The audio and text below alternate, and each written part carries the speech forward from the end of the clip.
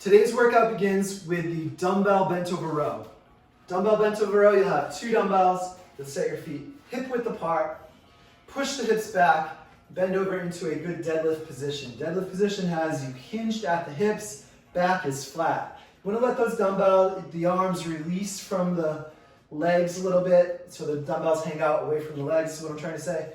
From here, you're going to pull your shoulders down and back, your elbows in, and then back down slowly to that position. Make sure you're keeping your back flat, keeping your core tight throughout this motion. If you start to lose your back position, stand up and fix it. Go back to that position and fix it. It's not worth hanging out in a bad position.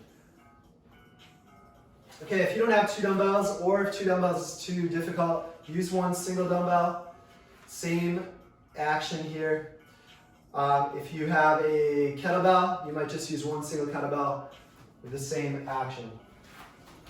We'll demonstrate the loaded backpack or weight plate.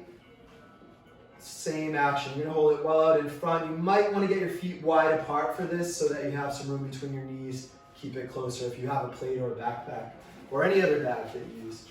Our second movement today is the dumbbell squat. So ideally we have a pair of dumbbells. We have them hooked up over the shoulders, back head of the dumbbell over the back of the shoulder. Elbows are up. Our feet are shoulder width apart, maybe slightly outside shoulder width. We're pulling our hips down below the knees into a good squat. Keeping the torso tall, we drive up, pressing through the heels and the midfoot. If you have a single dumbbell, you can use that also to make this easier. A single dumbbell, put it horizontal, right against the shoulders, right in the base of the neck, and perform the squat. A kettlebell, similarly, you can turn it upside down and put it right under your chin in that position. A plate or backpack, we're going to hold it in the front rack as well.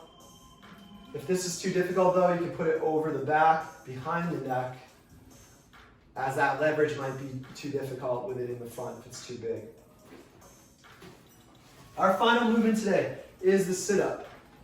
A simple sit-up. Our standard position will have our knees bent, our feet flat, our arms extended back. We're going to reach our arms forward and curl one vertebrae up at a time, pressing that lower back into the mat and sitting tall at the top. We want to be able to get our hands towards our ankles at the top, nice tall position. If you find sit-ups difficult, you can extend your legs out straight. It's going to give you more weight down this end. It's going to help pull you up.